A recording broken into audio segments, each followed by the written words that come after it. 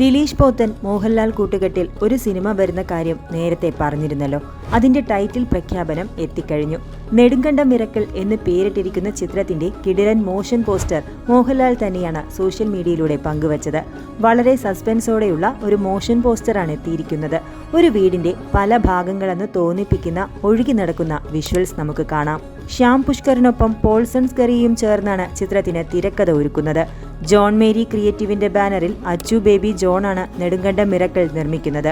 Shaiju Khalid camera ചലിപ്പിക്കുമ്പോൾ സംഗീത സംവിധാനം നിർവഹിക്കുന്നത് സുഷിൻ ശ്യാമാണ്. ജോജിക്ക് ശേഷം നീണ്ട 5 വർഷത്തെ ഇടവേള കഴിഞ്ഞാണ് ദിലീഷ് പോത്തൻ വീണ്ടും സംവിധായകനായി എത്തുന്നത്.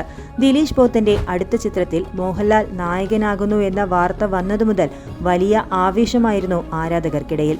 ഇപ്പോൾ ടൈറ്റിൽ പോസ്റ്റർ കൂടിയെത്തി സ്ഥിരീകരണം വന്നതുകൊണ്ട് തന്നെ സോഷ്യൽ മീഡിയ അത് ഏറ്റെടുക്കുകയും ചെയ്തു.